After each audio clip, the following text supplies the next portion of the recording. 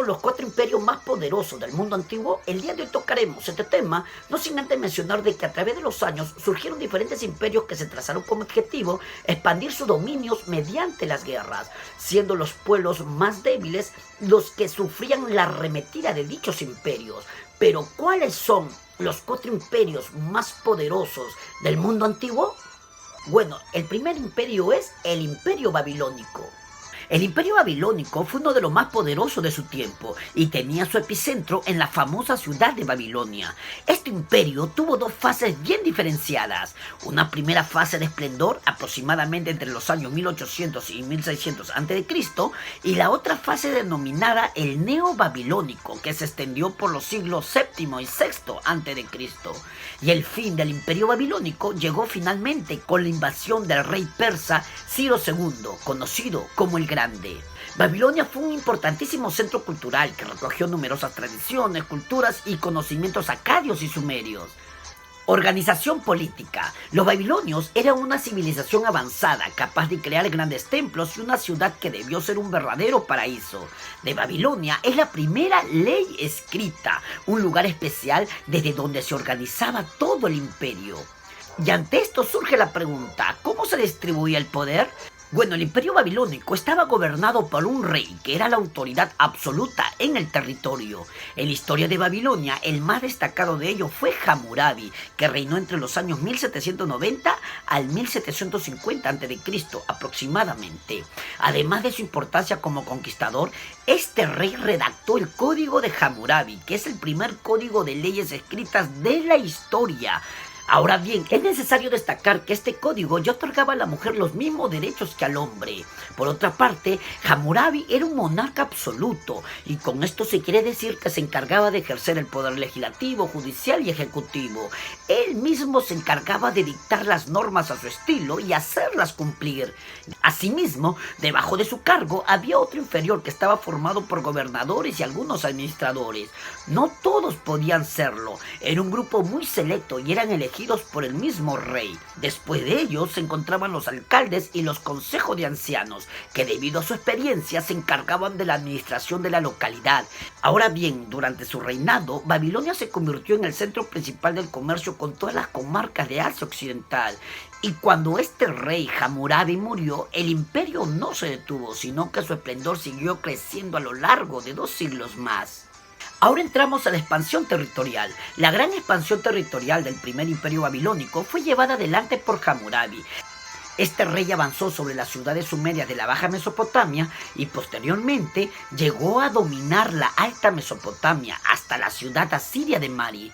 Gracias a estas conquistas, el imperio de Hammurabi iba más allá de Mesopotamia, cubriendo desde el mar Mediterráneo hasta Susa, en la zona de Elam, y desde el Kurdistán hasta el Golfo Pérsico en el sur. Como hemos dicho, llegó a ser uno de los imperios más florecientes de la época.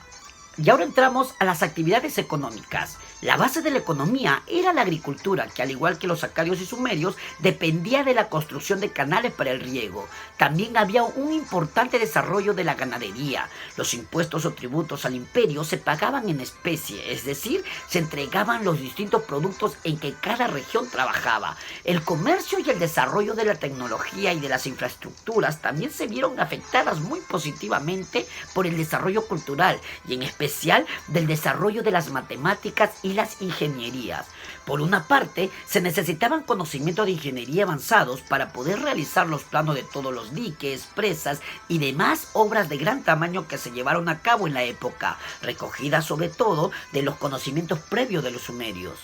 Y ahora entramos al momento de la decadencia. Los problemas en el imperio comienzan poco después de la muerte del rey Hammurabi, que se dio en la segunda mitad del siglo XVIII a.C., cuando diversos pueblos sometidos por los babilonios comienzan a rebelarse.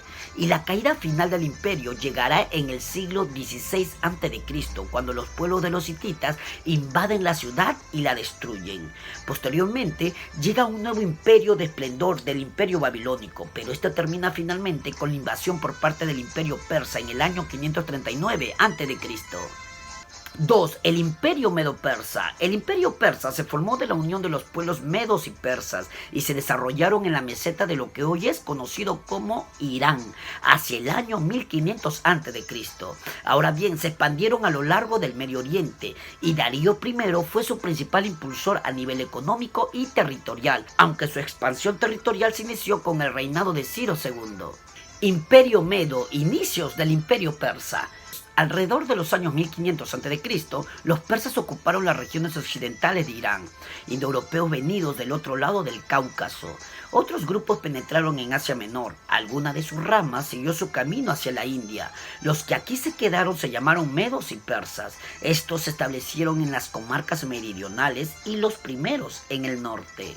Y ahora entramos a la formación del Imperio Persa. Si la tribu de los persas aceptó al principio el dominio de los medos, pronto surgió un caudillo que supo organizarla y fue Ciro el Grande, descendiente de Aquémenes, que dio nombre a la dinastía Aqueménidas.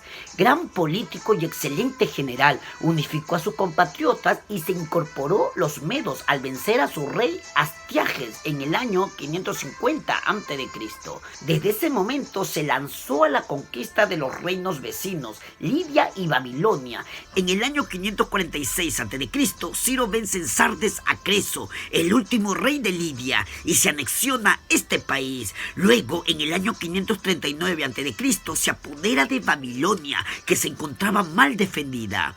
Pero en el año 530 muere Ciro cuando se encontraba luchando contra los nómadas del noreste.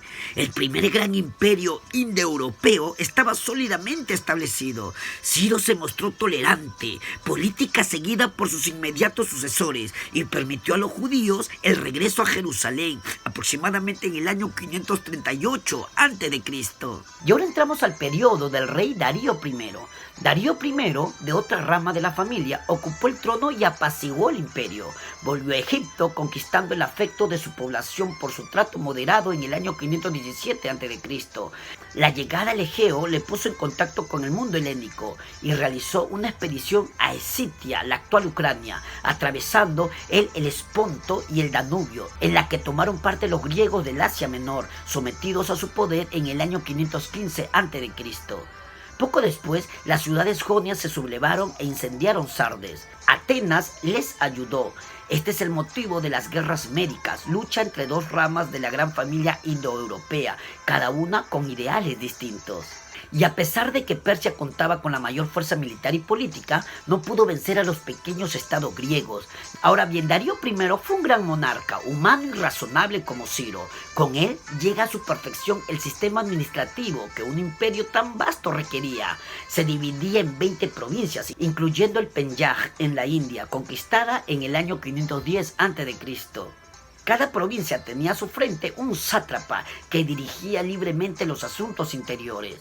Cada satrapía pagaba grandes contribuciones a la caja real. La antigua Susa, capital del imperio, estaba unida con las comarcas más apartadas del mismo por medio de caminos muy bien conservados. Ahora entramos al momento de la decadencia del Imperio Persa. Después de un periodo de turbias intrigas y asesinatos palatinos, queda afianzado en el trono Darío II entre los años 424 al 405 a.C. Su reinado está lleno también de intrigas y es interesante en relación con las luchas entre los griegos.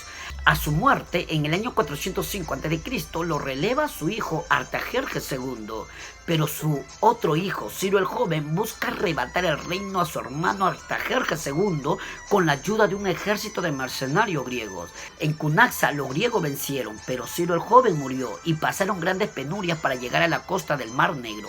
Gracias a los desacuerdos entre los griegos, Artajerjes logró imponer la llamada Paz del Rey, que restablecía su imperio con la extensión que tuvo en tiempo de Darío I. Tuvo que sofocar peligrosas revueltas en Chipre y Egipto, complicadas con una gran conjuración de sátrapas. Después de un largo reinado, murió en el año 359 a.C. y Artajerjes III, su hijo, le sucedió y reconquistó Egipto. Pero el rey murió asesinado por su favorito Bagoas, que cometió muchos crímenes hasta ser también asesinado por el rey que reemplazó a Artajerjes III. Y ese fue Darío III, que lo asesinó en el año 336 a.C. No obstante, Darío III fue derrotado en el año 330 por Alejandro Magno, y con ello se pone fin al Imperio Persa. 3. El Imperio Griego. La cultura griega se desarrolló en la península de los Balcanes, situada al sudoeste de Europa. En la antigüedad, sus límites fueron Iliria y Macedonia por el norte, el mar Mediterráneo por el sur, el mar Egeo por el este y el mar Jónico por el oeste. La historia griega se inicia más o menos a partir del siglo XII a.C. y se prolongó hasta el año 146 a.C., en que los romanos la someten y la convierten en una provincia de su imperio. Durante ese tiempo, los griegos desarrollaron su historia en 3 periodos: Arcadio primitivo, Grecia clásica y el periodo helenístico. Las instituciones panhelénicas. Pese a la diferencia política de los estados, existían vínculos nacionales que los identificaban como griegos. Estos fueron la lengua, la religión, las anfictonianas y los juegos panhelénicos. El idioma griego. La lengua que se hablaba en todos los países era el griego con sus variantes dialectales. De todos ellos, el jonio fue la lengua literaria. El alfabeto griego tiene su origen en el de los fenicios, que después de mejorarlo le agregaron las 5 vocales. Ahora entramos a la religión. La religión griega se caracterizó por ser politeísta, antropomórfica y panteísta. Fue politeísta porque rendía culto a muchos dioses. Creían que los fenómenos de la naturaleza como el sol, el mar, el aire, etc. habían sido creados por unos seres superiores que tenían su morada en el Olimpo, a los que le llamaban dioses. Fue antropomórfica porque los griegos tenían la certeza que sus dioses eran de forma humana, provistos de las mismas pasiones, virtudes y defectos que los hombres. Desde luego que los concebían mucho más altos, más bellos, más inteligentes y más felices que los hombres. Ahora entramos a las anfictionías. Se llamaban así a las asociaciones más estrechas y duraderas de grupos de ciudad-estado. En realidad constituían ligas de ciudades cuyos habitantes periódicamente se congregaban alrededor de un santuario común a fin de realizar fiestas y celebraciones relacionadas con un culto común. De paso, aprovechaban la ocasión para establecer un mercado común y sobre todo para solidarizar la amistad con los vecinos en aras de una mutua protección fronteriza. Las ciudades-estado de Grecia. La geografía accidentada de Grecia impidió la formación de un estado poderoso y unificado. En cambio, dio lugar a la formación de un conjunto de ciudades-estado independientes, ubicadas en distintas regiones y con un gobierno autónomo. Cada ciudad, con su pequeño territorio y escasa población, constituyó una nación. Las rivalidades entre ellos, por lo general, terminaban en guerras y perturbaciones permanentes. En cambio, se identificaban por la semejanza de costumbres y creencias. Es por eso que ellos mismos se dieron el nombre de helenos y llamaron bárbaros a los pueblos de otras razas. En este caso, hablamos de la civilización griega o helénica, mas no del Estado helénico. Ahora bien, las principales ciudades del mundo griego fueron: en la Grecia europea, Esparta, situada en el centro de Laconia; Corinto, en el istmo del mismo nombre; Atenas, en la región de Ática; Tebas, en la región de Beocia. En la Grecia asiática, Mitilene, ubicada en la isla de Lesbos, la más importante de la región Eolia; en Jonia, Esmirna, Éfeso y Mileto, en el litoral; Chios y Samos, en las islas; en la Dórida, Nido y Halicarnaso. Pero a partir del siglo VI a.C., la supremacía política y cultural recayeron sobre Esparta y Atenas. 4. Imperio Romano. Se llama Imperio Romano a la etapa de la historia romana en la que Roma fue gobernada por emperadores. Estos implantaron el gobierno absoluto, concentrando en una persona todos los poderes: político, administrativo, religioso y militar. Esta etapa se inició en el año 29 o 27 a.C. con el gobierno de Augusto Octavio y concluyó con Rómulo Augustulo en el año 476 d.C. El territorio del Imperio Romano abarcaba 3 continentes: sur y oeste de Europa, oeste de Asia y el norte de África. Dentro de sus límites quedaron Britania, Galia, España, Suiza, los países situados al sur del río Danubio, Italia, Grecia, Turquía, Asia Menor y el norte de África. Ahora bien, las reformas en el aspecto político. El emperador era la máxima autoridad política, religiosa y militar en el Imperio Romano. El Senado le concedió todas las atribuciones, convirtiéndose así en un ente que acataba las órdenes del emperador. En el año 28 a.C. purgó a los indignos y se nombró príncipe del Senado para garantizar una eficaz administración. Algunas provincias fueron cedidas a los senadores. A estas se les llamó provincias senatoriales. Las prefecturas eran las instituciones encargadas de velar por el bienestar de la población. Ahora entramos a las reformas en el aspecto social. La nobleza, como siempre, seguía teniendo el poder, pero no en lo político. La clase media había desaparecido. En cambio, aumentó la clase plebeya. En su gran mayoría eran desocupados y se conformaban con las donaciones que les daba el gobierno, en dinero, en cereales, agua, juegos y espectáculos públicos. Los esclavos habían aumentado por las constantes conquistas. Se dedicaban a los servicios domésticos, la agricultura, la minería, las artesanías y las grandes construcciones. Reformas en el aspecto económico. El latifundio arruinó la agricultura porque los campesinos sin tierras emigraron a Roma. Por este motivo se empezó a importar trigo. La minería prosperó gracias a las provincias conquistadas, que eran ricas en minerales, y a la disponibilidad de gran cantidad de esclavos en los mercados. El comercio se intensificó con la construcción del puerto de Ostia, donde desembarcaban los productos de Occidente, y en el puerto de Pozzuoli para los productos de Oriente. Se importaban metales de España, ámbar, perfumes, especias, sedas, piedras preciosas del Extremo Oriente, etc. La religión romana. Los romanos tuvieron una religión semejante a la de los griegos, caracterizada por ser politeístas y antropomórficos. Sus dioses eran muchos y representaban fenómenos naturales como también actividades humanas. Se les representaban con figuras humanas. Y terminamos con la caída del Imperio Romano. El Imperio Romano de Occidente empezó su caída a partir del siglo III, específicamente en el año 476 d.C., y las causas fueron las crisis internas combinadas con las invasiones de los bárbaros.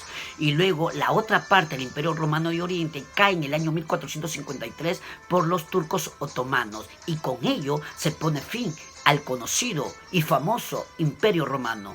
En síntesis, podemos decir de que la historia nos presenta al imperio babilónico, el persa, griego y romano como cuatro de los imperios más poderosos del mundo antiguo, que lograron infundir el miedo y el temor en los pueblos al cual habían decidido conquistar.